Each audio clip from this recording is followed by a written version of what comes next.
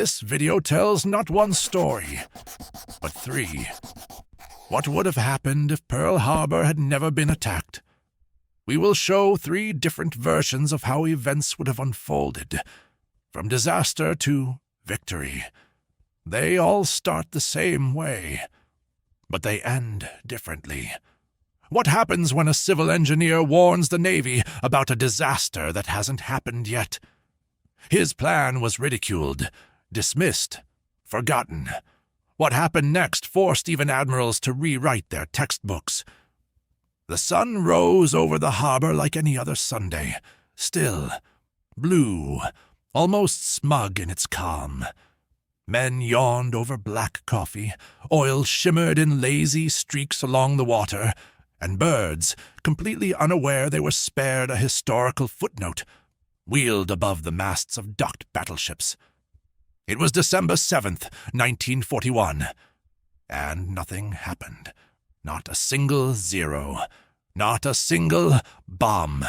Just the hum of diesel engines, the rustle of newspapers, and the sound of a war that hadn't yet knocked on America's door, but deep inside the concrete bowels of the Pacific Fleet's Maintenance Division, past the rows of clipped uniforms and chain-smoking officers, sat a civilian who couldn't shake the feeling that something should have happened.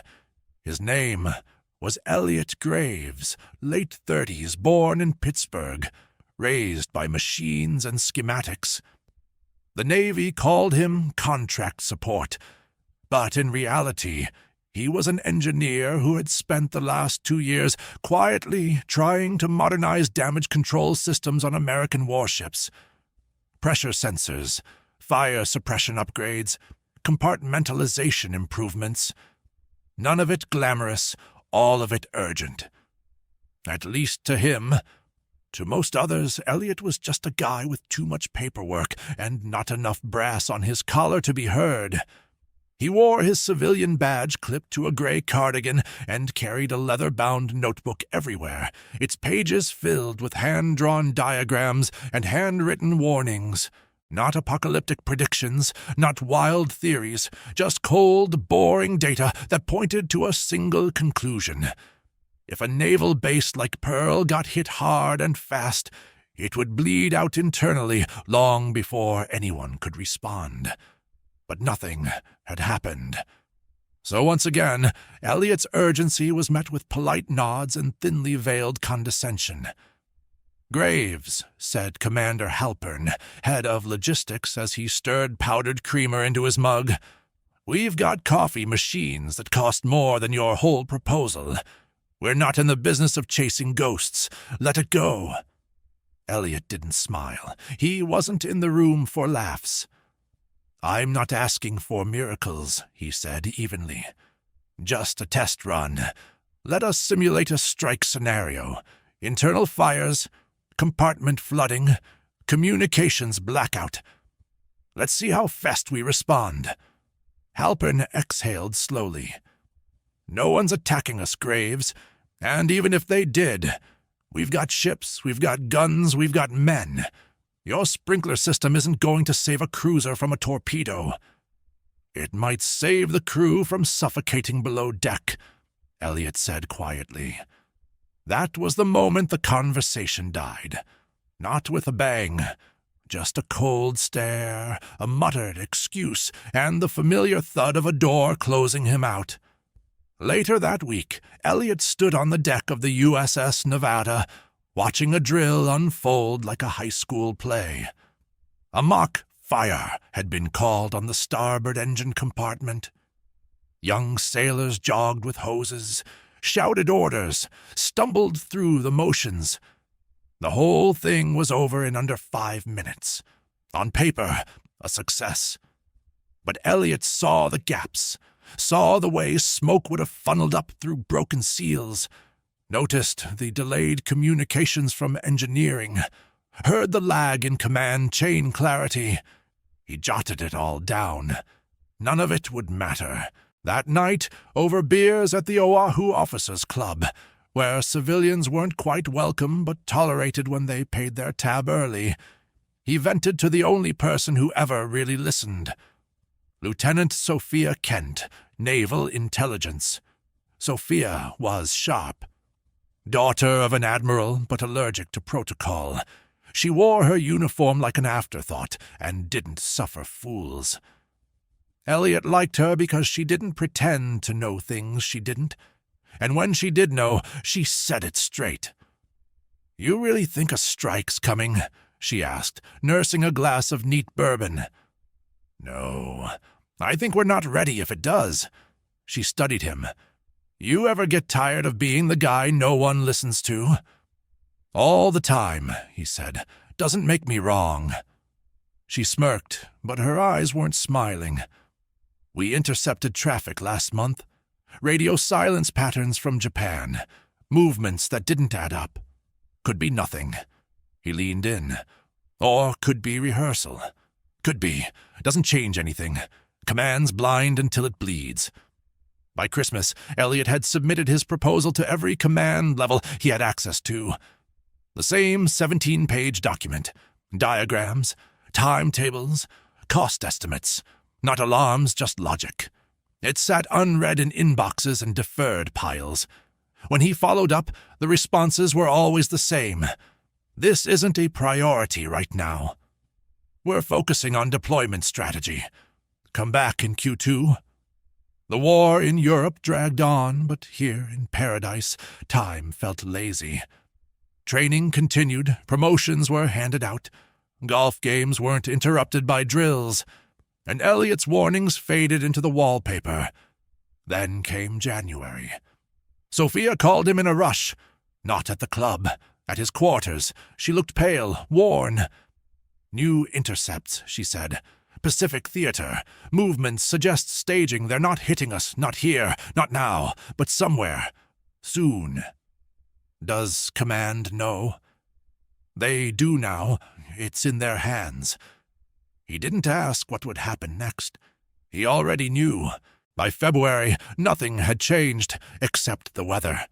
Graves was reassigned. "Redundant to current operational priorities," the memo said. His funding was cut. His access revoked. Sophia was rotated to Atlantic Command without explanation. She left him a note on her way out. "You're not wrong. You're just early. Stay sharp." The last scene of that quiet act came in March, aboard the USS Oklahoma, when a live fire mishap during a night exercise flooded an auxiliary compartment and trapped 5 sailors below deck. 2 died of smoke inhalation. The official report cited unexpected systems failure. Elliot had written about that exact failure 8 months earlier. No one called him. No one asked him back. The base moved on. That was how America entered 1942, untouched, unready, and convinced it was safe. And Elliot Graves. He went home, not defeated but discarded. A man with warnings nobody wanted until it was too late. And still, the harbor stayed quiet. Too quiet. The first American battleship to sink in the Pacific War didn't fall to bombs. It fell to bureaucracy. March 12, 1942. A heavy cruiser, the USS Northwind, vanished under fire in the Makassar Strait. 3 torpedoes struck her hull during a chaotic night engagement against a Japanese task force near the Dutch East Indies. But the ship didn't die from torpedoes alone. It died from everything that followed. No one ever called Elliot Graves, but the fire behaved exactly like he'd warned. Uncontrolled internal damage. The initial hit had knocked out the communications deck. Officers shouted down passageways, trying to relay orders in the dark. The second blast ruptured the fire mains between bulkheads. Pressure systems failed. Compartments flooded. Fires jumped from engine rooms to medical bays through unsealed cable ducts. Young sailors, barely out of boot camp, fumbled through protocols nobody had practiced seriously. Without pressure valves or containment bulkheads, the Northwind began drowning itself from the inside. Her last transmission wasn't a mayday. It was a question from a junior lieutenant to the bridge. Are we abandoning ship or fighting fire? No one ever answered, buried in reports. Back in San Diego, Rear Admiral Connors stared at the after-action report like it was written in a different language. 53 men dead, not from enemy fire, but from suffocation, burns, collapse. He circled a sentence in red ink. Primary damage control response delayed due to confusion over sealed compartments and unclear emergency routing. Connors turned to his adjutant. Who signed off on these systems? The adjutant shrugged. They meet the 1938 standards, sir. Yeah, and it's 1942. That night, Connors called a closed-door meeting with Fleet Logistics. Voices were raised. Terms like civilian interference, non-combat priority, and already reviewed ricocheted around the room. Someone mentioned Graves. The room went cold. Back in the basement, Elliot Graves was back in Pittsburgh, working at a steel plant. No clearance, no access, no more war effort. He lived in a boarding house and taught local engineers how to reinforce riveted joints. He didn't talk about the Navy anymore, until a knock came, a telegram. No return address, no insignia, just a folded piece of paper typed on a mechanical typewriter. 53 men didn't have to die. Stay angry. He didn't know who sent it, but he taped it above his drafting table. He began drawing again. Not blueprints, not requests. Something else, something visual. Stark, sharp, blunt. He started mailing diagrams to newspapers, not with accusations, just annotated versions of what had gone wrong. Public information dressed in civilian clothes. Most got ignored. A few got published in technical columns. One ended up on a Navy desk in Pearl. The fallout. By May, the Pacific Campaign was bleeding ships faster than anyone expected. The Japanese weren't just aggressive, they were organized, calculated. Commanders in the Pacific began noticing a pattern, fires that spread faster than expected, flooding that isolated cruise in seconds, emergency comms that went silent. They blamed bad luck, but bad luck kept repeating. At a press conference in June, a journalist from the San Francisco Herald asked Admiral Nimitz, "Sir, what steps are being taken to address systemic damage control failures in our fleet?" Nimitz blinked. "We're reviewing all procedures." He looked off camera. Someone had briefed him. Barely. The human toll. By summer, survivors started talking. Letters home told stories of black smoke, unreachable fire extinguishers, officers panicking in hallways. At a hospital in Guam, a burned sailor named Cooper recounted how he watched 3 crewmates drown in a sealed corridor while banging on a bulkhead that wouldn't open. "They thought we'd make it," he said. "They kept joking, till the air ran out." The collapse of trust, morale shifted, not just among sailors, among their families, among the engineers, among junior officers who had spent too long being told to wait. A quiet rebellion began. Not mutiny, something slower.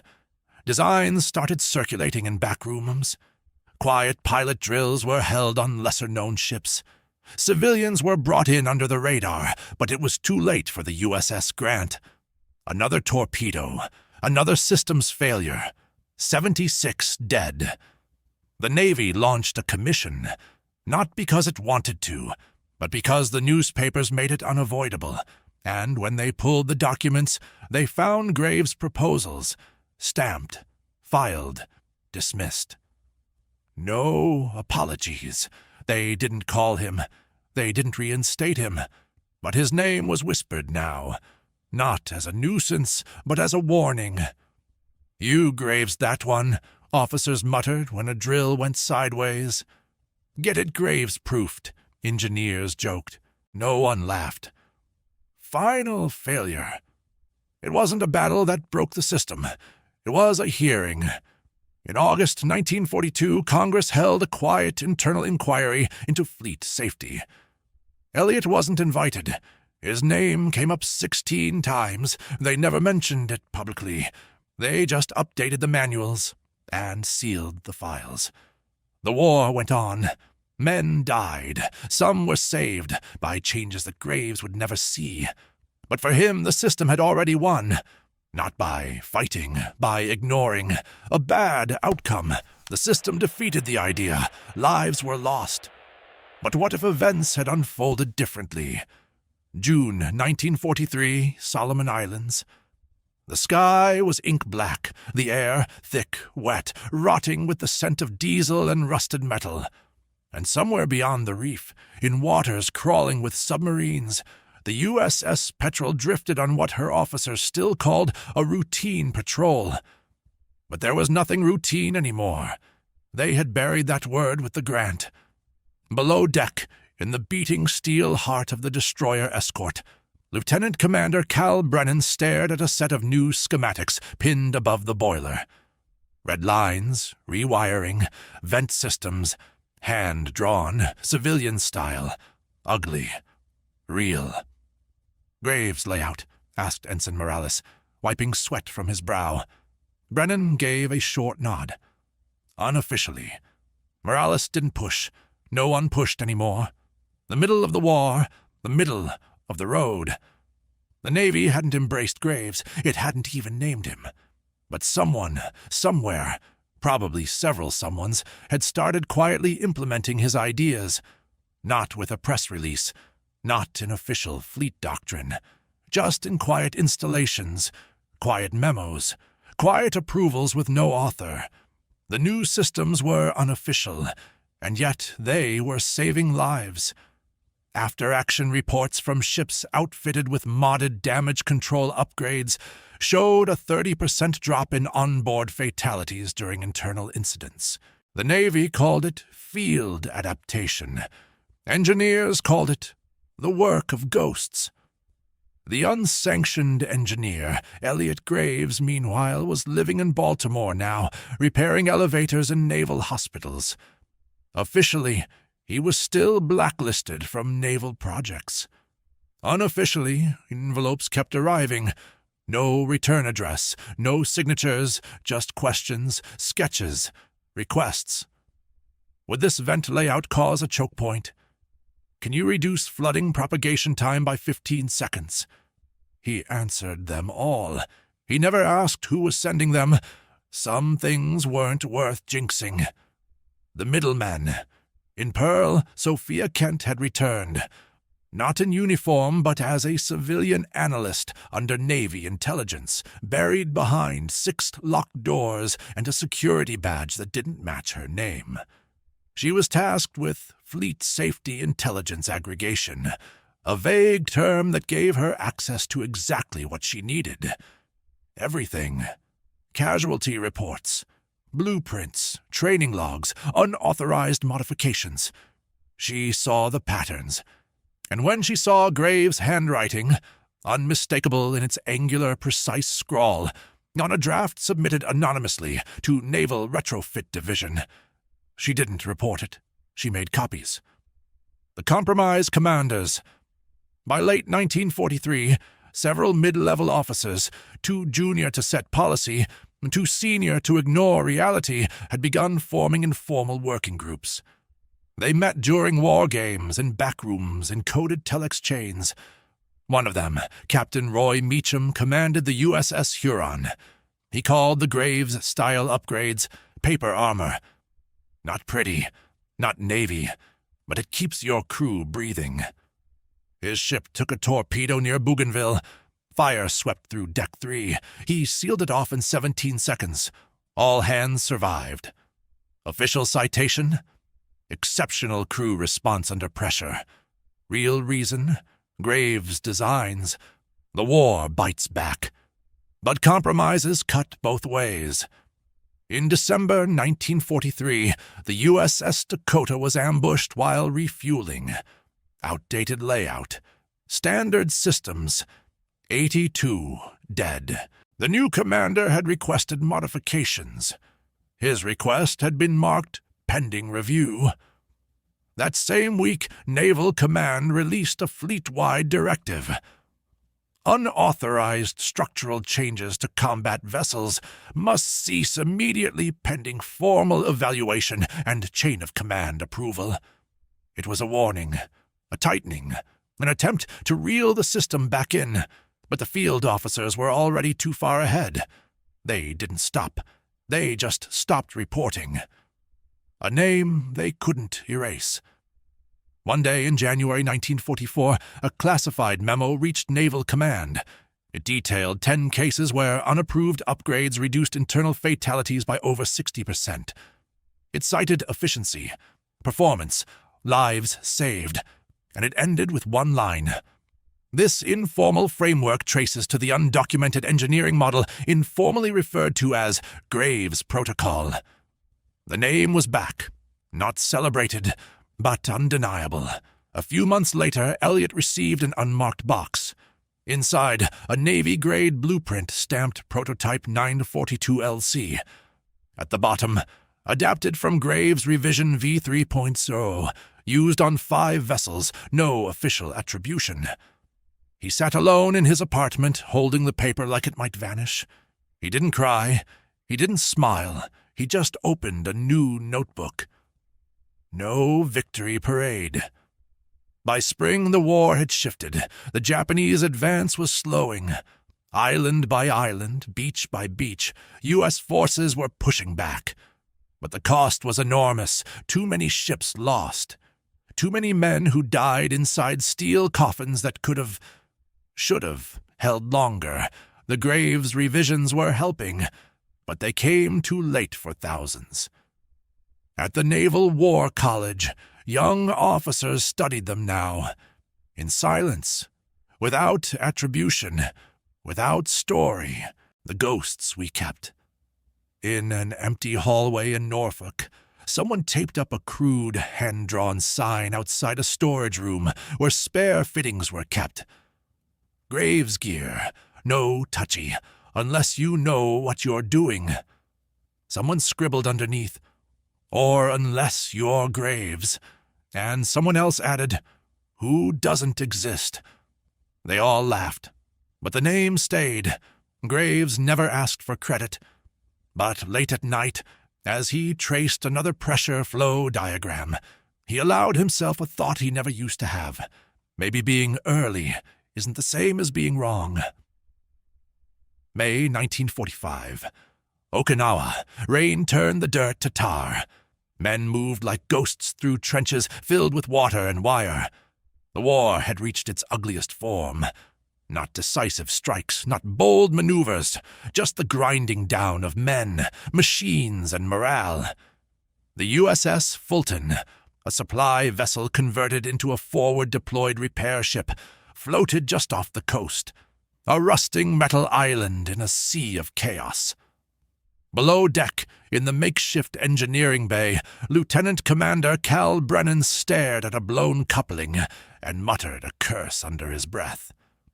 This wasn't what he trained for, but it was what the war had become. Across the room, a fresh-faced sailor was hunched over a cooling diagram, the latest revision of the unofficially official Graves Protocol. Red ink, flow paths, vent suppressors, all learned by heart now. "You get the bypass working?" Brennan called. The kid looked up, surprised.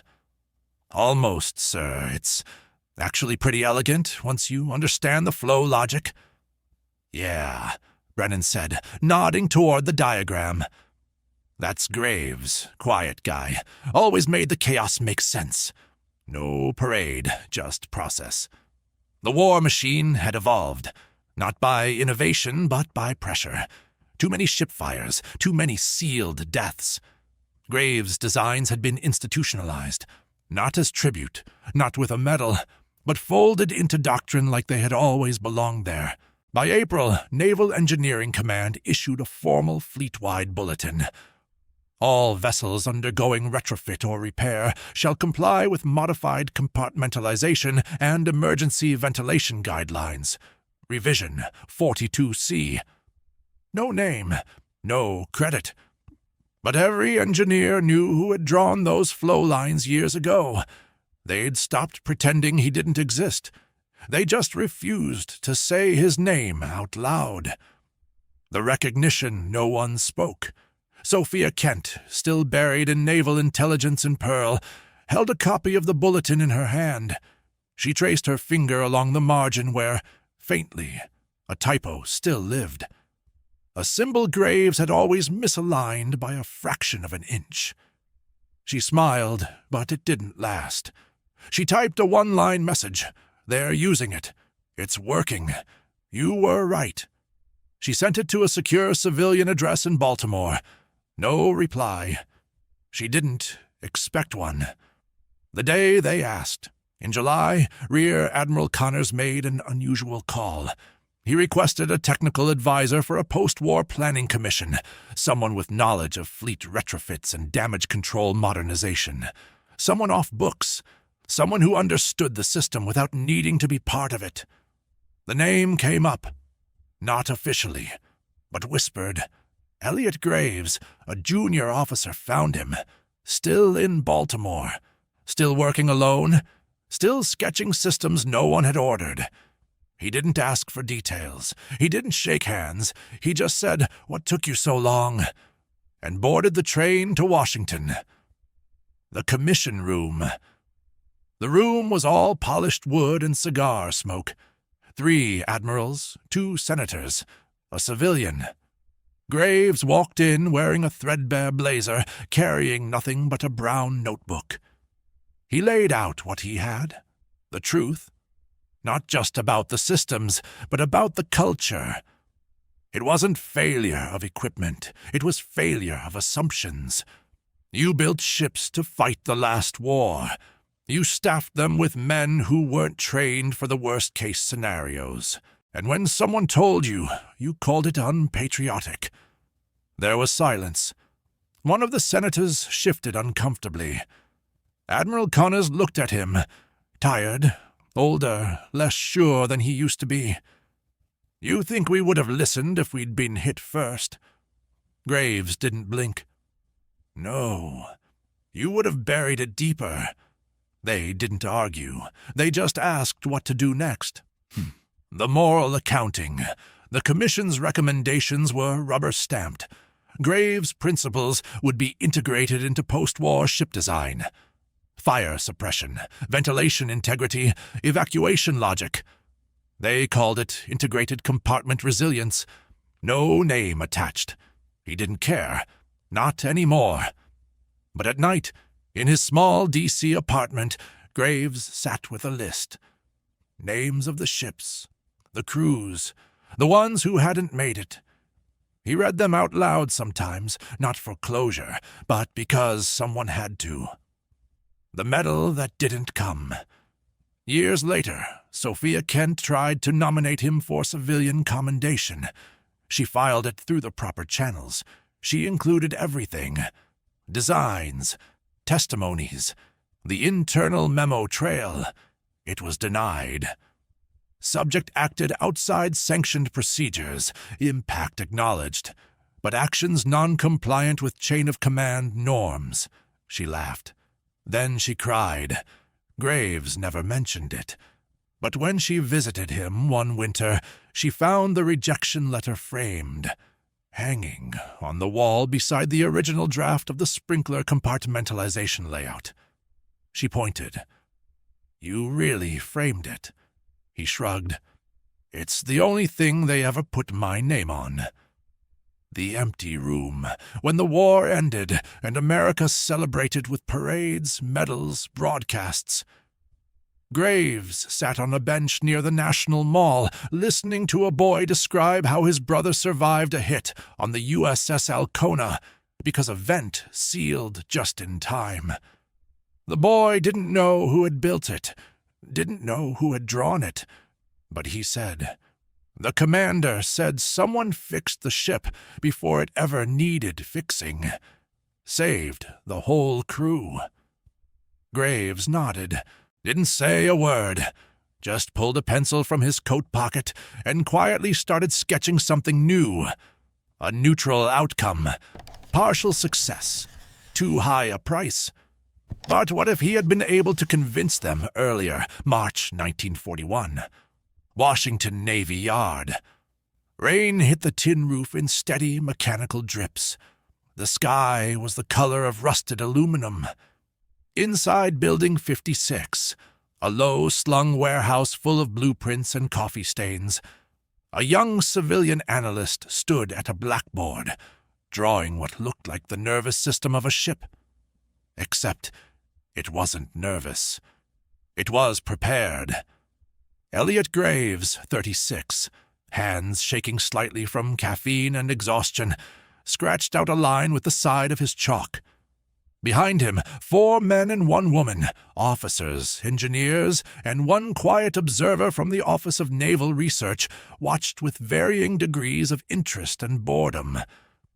Every Navy ship is a floating compromise, Graves began. But when compromise meets fire, fire wins. He circled 3 red X's on a cross-section of a destroyer. 3 choke points. 3 places where smoke has nowhere to go, water floods in from 2 sides, and the crew has under 90 seconds to make the right call, or they die. We've seen it in drills. We've seen it in training footage. And in 1 year, if the war comes here, we'll see it for real. He let the silence sit, then turned. Unless we fix it first. The unlikely champion. The quiet observer, a former submarine commander named Clarence Weller, didn't speak right away. Mid-50s, known in the Pentagon as a mad dog for practical results, Weller was infamous for ignoring rank if a better idea came from the bottom rung. He pointed at the diagram. Show me how you seal that corridor without trapping your own men. Graves lit up. Finally. Someone who wasn't waiting to dismiss him. Over the next hour, they tore through schematics together. Weller grilled, Graves defended, not hypotheticals, real ships, real flaws, real deaths. When it was over, Weller stood up, nodded once, and left the room. 2 weeks later, Graves was on a train to California. He was assigned to Pacific Fleet Systems Review, Unit 9, a loose, hastily assembled team with vague authority but direct access to field commanders. And Weller? Weller signed the order personally. Change from the bottom deck. By May, Unit 9 had retrofitted 2 Fletcher-class destroyers with emergency compartmentalization protocols. A field-ready version of Graves' original fire suppression and venting system. It wasn't perfect. It didn't need to be.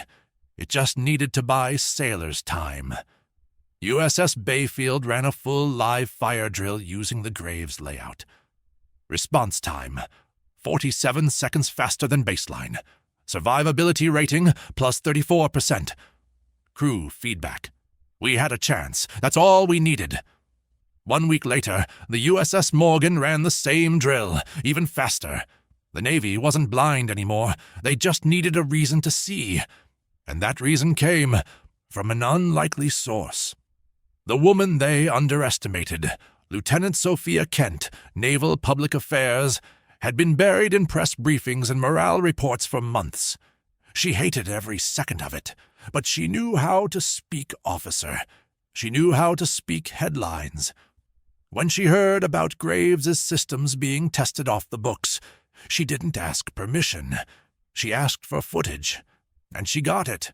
Black and white reels showing sailors sprinting through corridors lit by simulated firelight, sealing hatches, redirecting smoke, locking pressure valves with seconds to spare. She took the footage to a documentary crew working on a Navy training series, slipped it in. No credits, no commentary, just results. 3 weeks later, Rear Admiral Pressfield saw it over lunch, and called his logistics chief. "Who the hell is Graves, and why don't I see his name on any official docket?" That night, Sophia got a call. "What exactly are you trying to pull, Lieutenant?" Her answer was calm. "I'm trying to keep your sailors alive, sir." They didn't fire her. They couldn't. The footage had already gone to Congress. Tectonic shift. The Graves layout, now officially labeled ECP Protocol 17A, moved from field trial to fleet standard in under 90 days. It had never happened that fast. It wasn't supposed to. But the war hadn't come yet. And for once, America was preparing like it had. Engineering divisions in Boston, San Diego, and Puget Sound were briefed. Retrofits were ordered. New ships were redesigned mid-construction. For every bureaucrat muttering about unnecessary panic, there was now a commander looking at a compartmentalization diagram and quietly penciling in Graves' initials. Elliot Graves himself. He was moved again. Not promoted, just shifted. Now attached directly to the Office of Strategic Systems Evaluation, he was no longer fighting for approval. He was fighting to keep up with demand. And for the first time since he'd started drawing systems on napkins and cigarette cartons, people were asking him questions instead of dismissing his answers.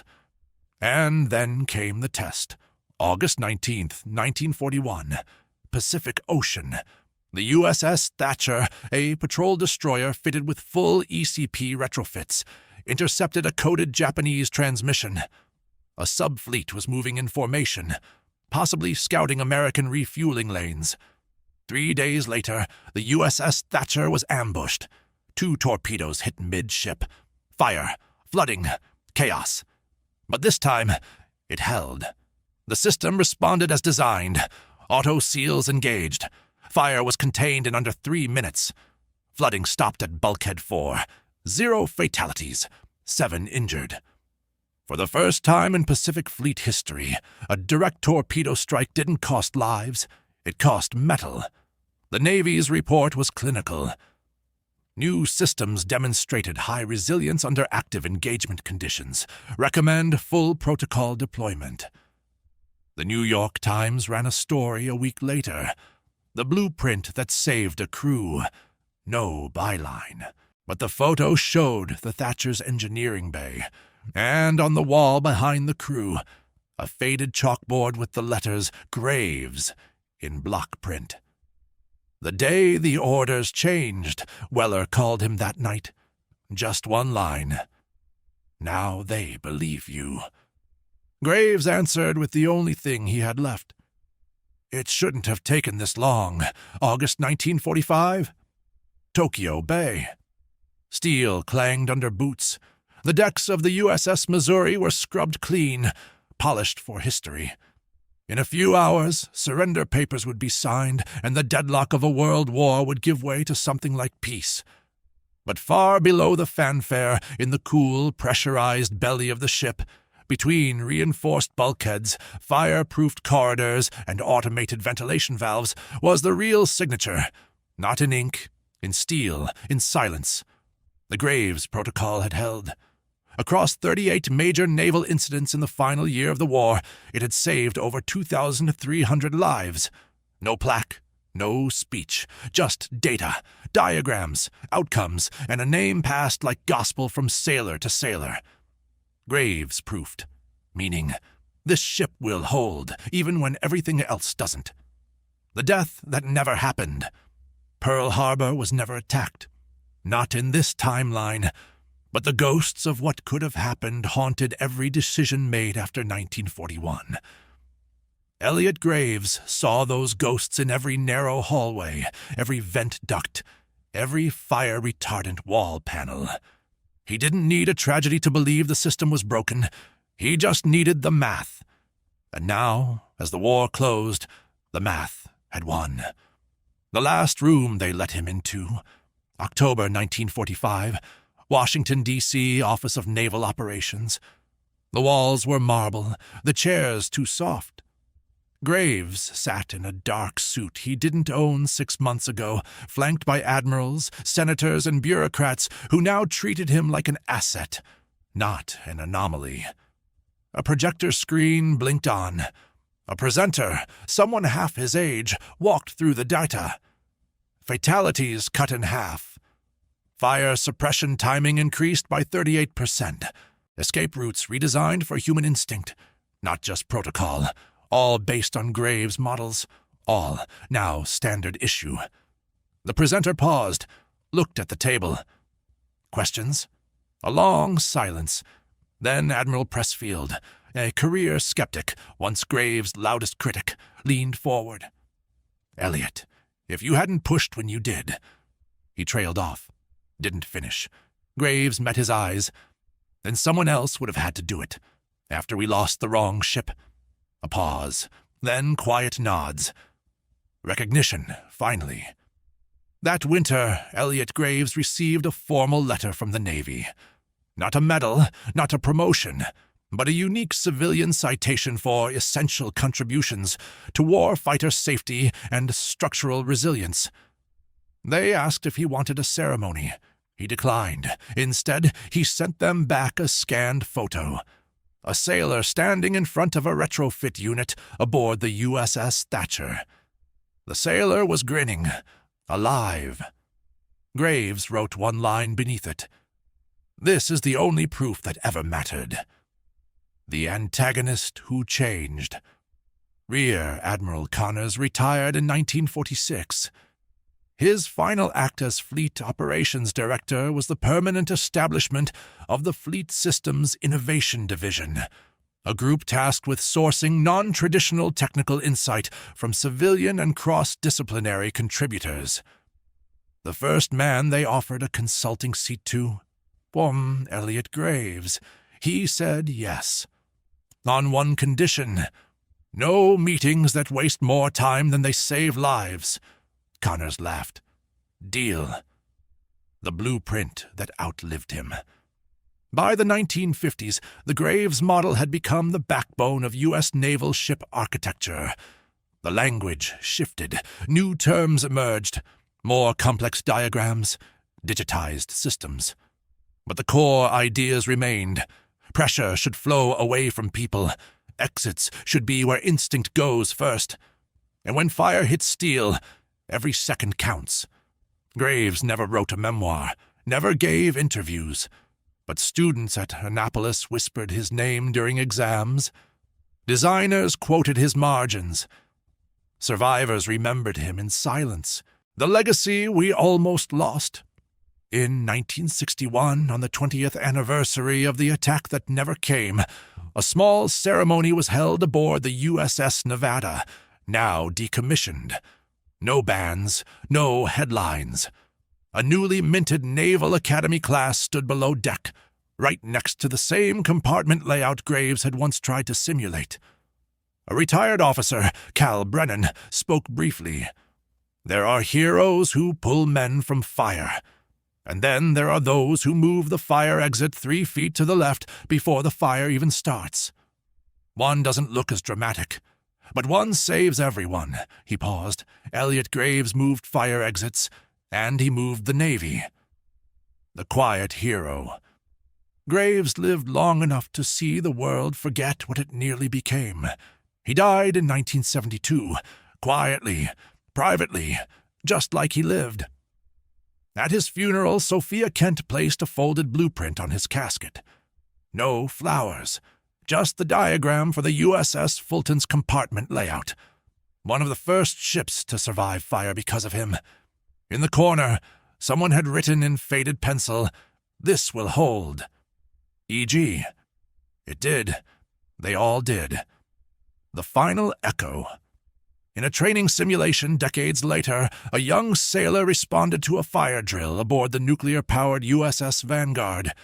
He moved fast, sealed a vent, rerouted coolant, and evacuated a burn zone in under 70 seconds.